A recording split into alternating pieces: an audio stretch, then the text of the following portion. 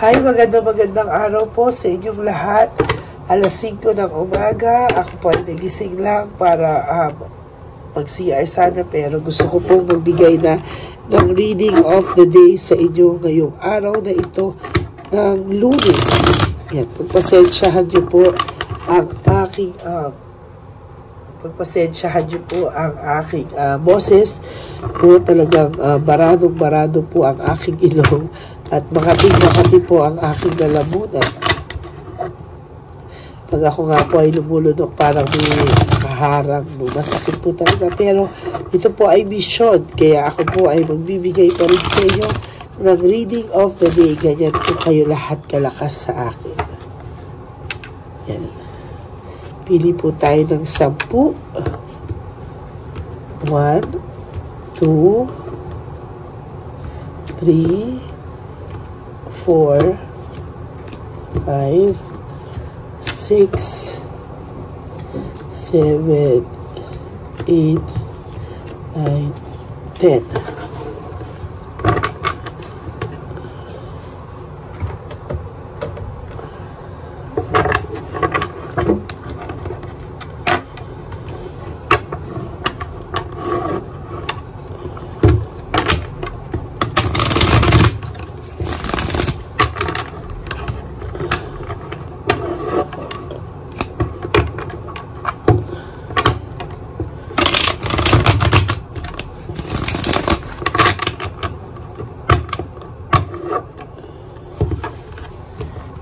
Tayo po ay mamili na po ng 10. 1, 2, 3,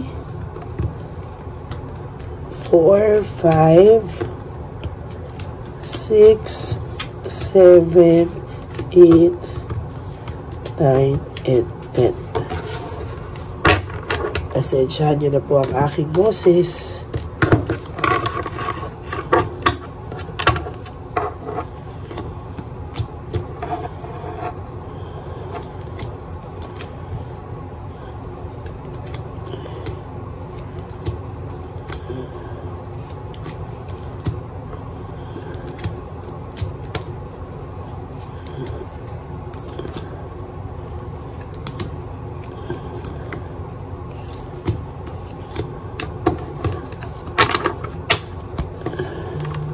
Okay. For your first card po, it is all about work without result, no? Kahit po ano ang kayabangan na pinakita niya sa iyo, lahat ng masasakit na salitang binitawan niya po sa iyo, talaga pong sa nakikita natin dito, darating po ang araw, lahat ng kayabangan na po na yan, talaga po ay magiging walang resulta, no? Siya po at siya pa rin ang lalapit sa iyo sa bandang huli. No? Lahat ng kayabangang binitawan niya sa iyo, hanggang hayaan niyo lang po siyang magyabang, pero sa susunod wala pa rin pong magiging resulta. No? Sa ngayon po, wala naman po siyang motivation, lack of passion and inspired. Ang tao pong totoong masaya ay motivated. Ang tao pong totoong masaya ay passionate sa kanya mga ginagawa, at lalong-lalo na po ang taong in love sa totoo at masaya ay inspired, no? Pero siya po ay hindi. Kasi nakikita po natin dito, no, may pagsisisi po ito, kaso ito po ay sobrang yabang, no? Sobrang yabang at ayaw po magpatalo. Hindi nga po ito tumatanggap ng pagkatalo, o hindi po ito tumatanggap ng mali, no? Pero ngayon po is very disconnected, no? Disconnected po siya sa kanyang sarili, no? Disconnected po siya sa kanyang totoong nararamdaman. Bakit? Kasi po, siya po ay kunwari po na okay siya, kunwari po ay maayos siya, pero sa totoo lang po, hindi po siya maayos, no? At hindi din po siya totoong masaya, no? Kaya kung sa nakikita mo po, itong taong ito ay masaya na, itong taong lungkot na lungkot ka na, siya na ngayon nanakit, siya pa yung masaya, sila pa yung masaya. No, totoo lang, disconnected po siya at hindi po talaga siya totoong masaya, no? Marami po siyang pinagdududahan, doubts, lack of self-awareness. Hindi niya po alam kung yung mga ginawa niya po ba ay yung kanya po bang ginawa ay talagang maayos? Yung kanya po bang ginawa ay ikakaganda ba talaga ng kanyang sarili, ng kanyang future, ng kanyang sarili? I mean, magiging masaya ba talaga siya? Kasi sa nakikita ko po, hindi po siya masaya sa buhay niya. Ayan, no? Sa nakikita ko po talaga, ang dami niya pong pagdududa sa kanya pong ginawa. Ayan, no? Hindi niya po alam kung ano po ang sasabihin niya sa iyo pag nagkita kayo, no? Ang taong pong ito ay nakakaramdam ng matinding lungkot, no? Sa totoo lang po, malungkot po siya. Hindi niya po alam kung ano po ang makakapagpasaya sa kanya. Hinahanap niya pa po kung ano yung saya na yun, no? Kasi sa ngayon po, wala pong saya akong nakikita sa taong ito, no?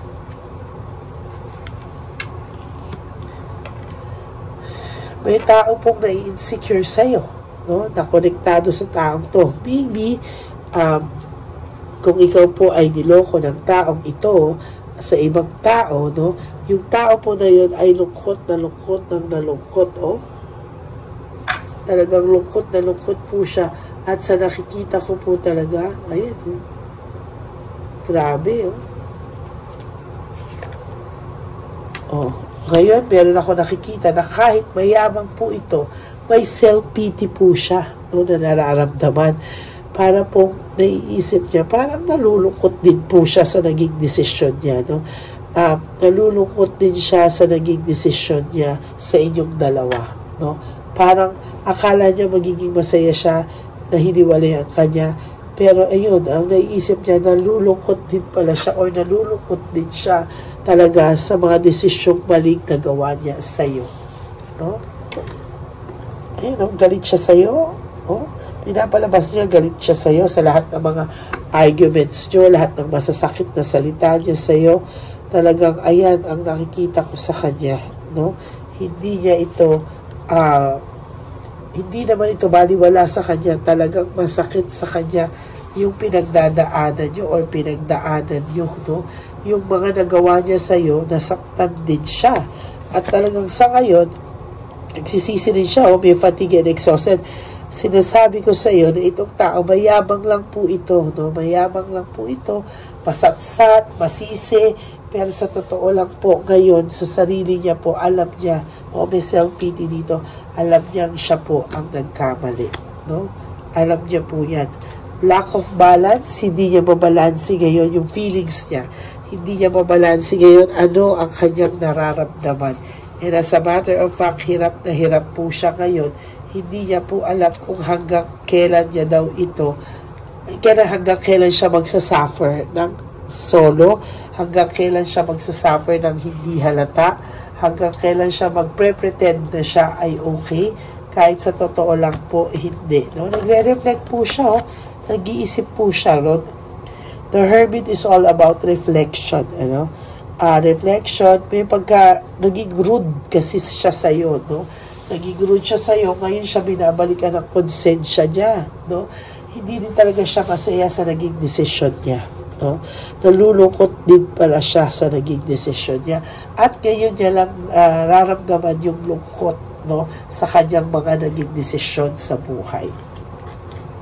Pinapanish din siya ng sarili niyang kalokohan, no? Excess pride, pride lang po talaga ito, pero sinasabi ko sa iyo, pinaparusahan siya at talagang nakakarma rin siya, no?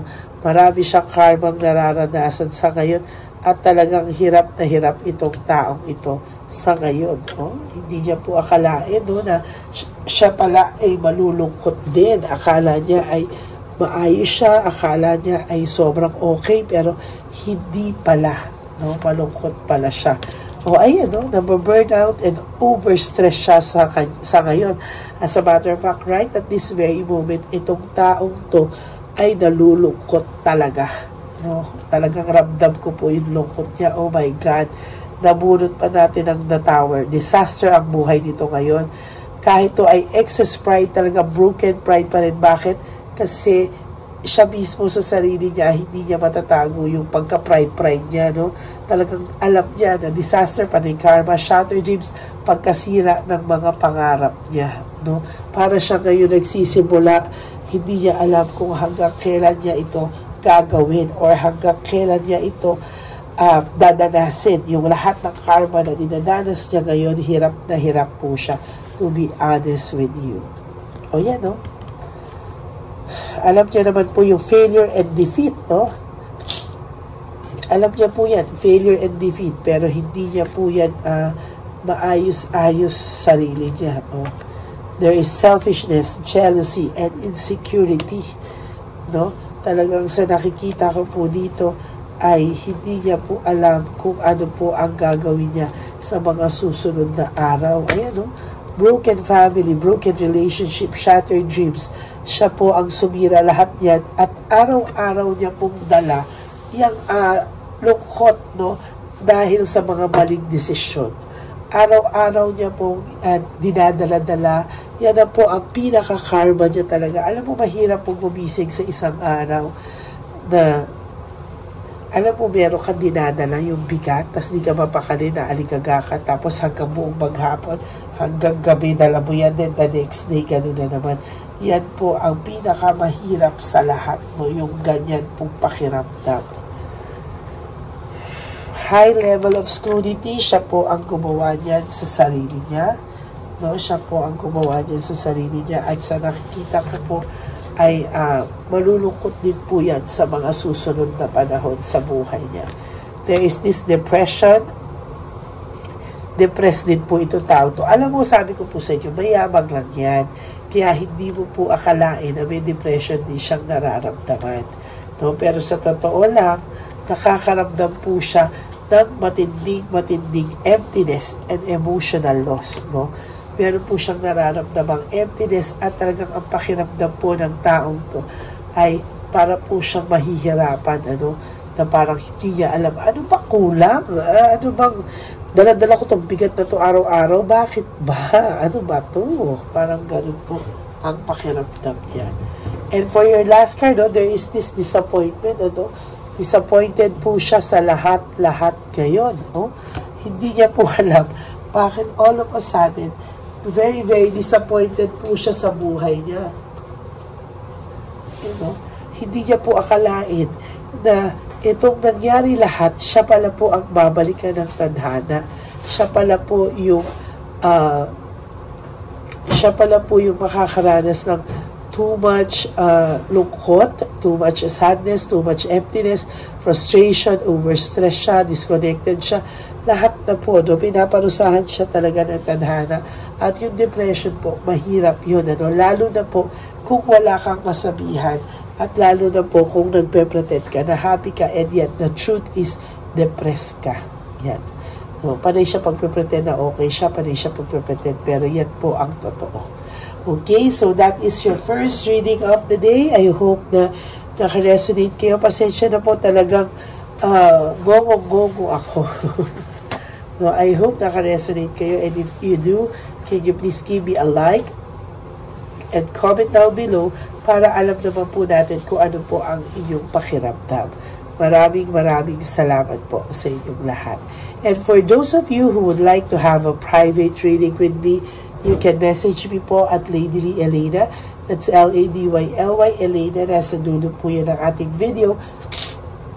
Diyan nyo lang po ako makokontak. That's my only official and legit FB account. Maraming salamat po sa inyong lahat.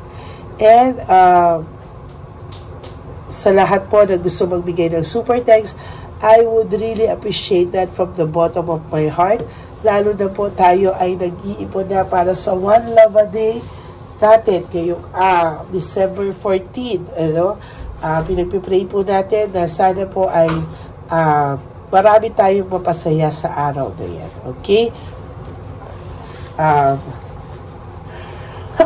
Pasensya na po, talagang hindi ko na kaya yung sipon ko tsaka yung aking bahing, ano?